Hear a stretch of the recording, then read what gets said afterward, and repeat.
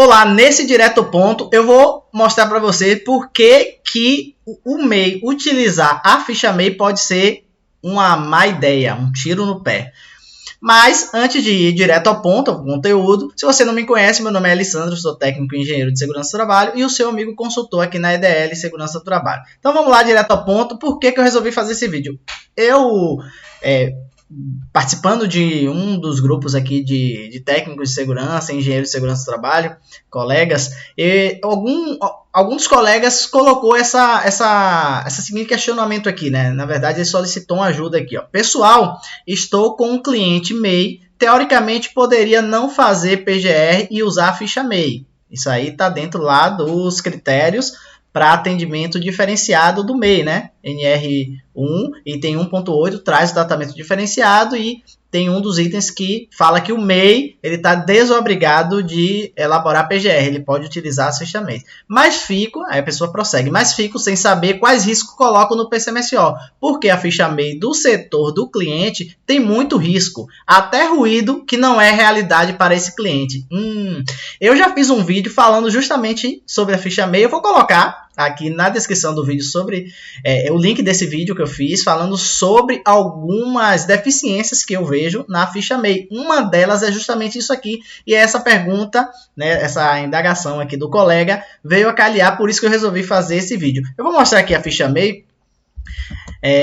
Você sabe, né, que tem o link do site do governo com todas as 38, são 38? Meu Deus, isso mesmo? Não, 39. Vamos falar merda aqui, são 39 fichas MEI, né, e envolvendo várias atividades aí e setores específicos. Só que o que acontece? Essa ficha MEI, eu vou abrir uma aqui de uma atividade, vamos ver essa primeira mesmo, atividade de agente funerário.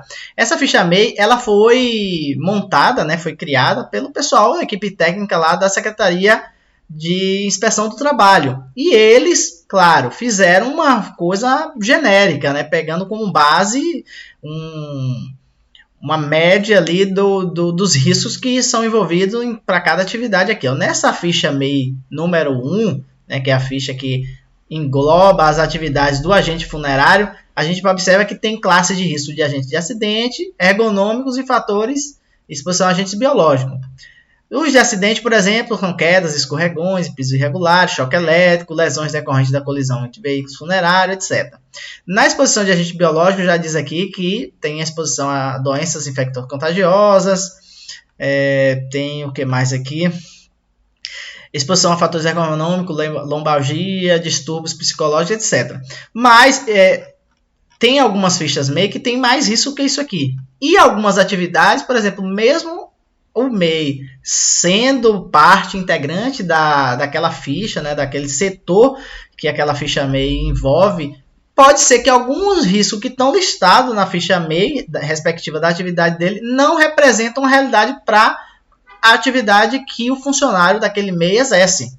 Então, isso pode acontecer, que é justamente o que aconteceu com esse colega aqui, e já aconteceu comigo também. Eu tive um cliente que ele desenvolve atividade de manutenção de ar-condicionados, de freezer, né? De freezers, dentro de distribuidoras de bebidas, depósitos de bebida, bares, restaurantes, etc. E tinha uma série de riscos envolvidos na ficha MEI da atividade dele, porém nem todos os riscos que tinham ali fazia parte da atividade real do empregado que trabalhava com aquele MEI. Então, o que foi que eu sugeri para ele na época? Se ele usasse a ficha MEI da forma que a ficha MEI está descrita lá no portal do governo, ele estaria aceitando todos aqueles riscos que estão lá listados na ficha MEI dele.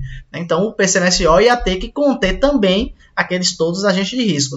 O que eu sugeri a princípio foi ele elaborar o PGR. Ele não quis elaborar o PGR, porque aí ia fazer o levantamento de risco e ia listar no PGR apenas os riscos que realmente fazia parte da atividade do empregado dele ali.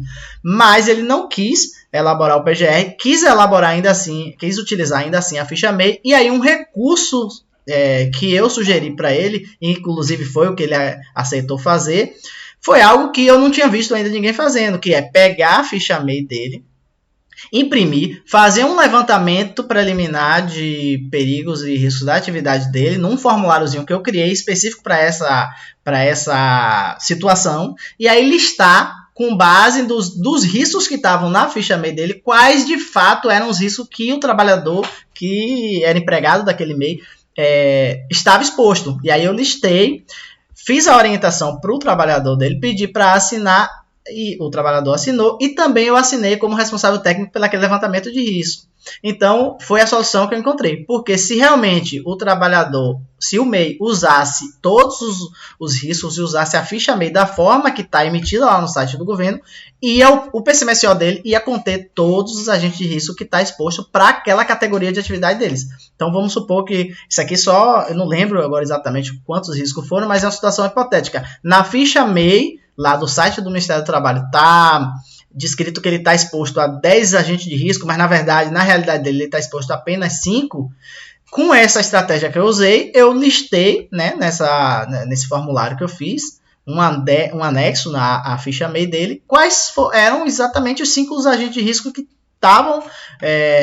faziam parte da realidade do trabalhador, e não todos os 10 agentes de risco que estavam listados ali na ficha MEI dele. Então, a pessoa pode fazer uma estratégia similar a essa que eu fiz, ou então sugerir que o MEI elabore o PGR, que eu acho que é a condição ideal dele fazer nesse sentido, ou então fazer uma coisa que eu já vi alguns colegas fazer, mas eu não recomendo, que é pegar algum site, né? Tem alguns colegas que eu já vi fazendo isso, pegar um site que desbloqueia a ficha MEI, baixa a ficha MEI, né, no site do governo, que é o site aqui que eu acabei de mostrar aqui para você. Por exemplo, pega essa ficha MEI, baixa aqui, e aí utiliza um site que faz o desbloqueio desse arquivo, né, transforma ele em um arquivo editável, e aí exclui os agentes de risco que não faz parte da atividade do trabalhador que é funcionário do MEI, e aí imprime essa ficha e solicita que o MEI utilize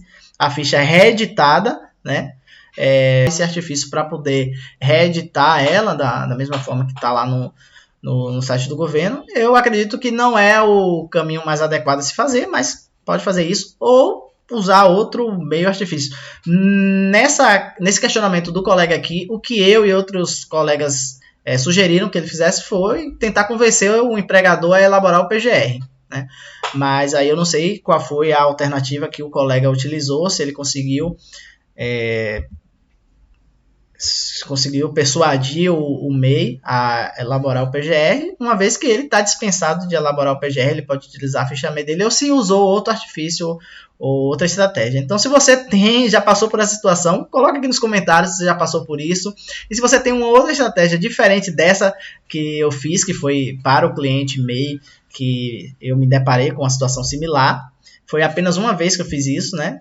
Já teve outros MEI que eu consegui convencer a elaborar o PGR, mas nesse caso específico ele não se convenceu a usar o PGR, eu fiz esse adendo aí, né? Fiz um levantamento, fiz um formuláriozinho, fiz um levantamento e aí descrevi quais eram os riscos que de fato o trabalhador do MEI estava exposto ali, para que o PCMSO dele não estivesse contemplando todos os agentes de risco que estavam lá na ficha MEI dele, porque eram muitos riscos, e riscos que realmente não fazia parte da real atividade do funcionário dele, do empregado dele. Então, ficou mais realístico, né, esse levantamento, conforme a atividade do próprio trabalhador. Mas, se você tiver outra estratégia, eu quero conhecer a sua estratégia, coloca aqui nos comentários, e se quiser entrar em contato conosco, da EDL, então aqui estão os nossos canais, nosso site, nosso e-mail, nosso WhatsApp.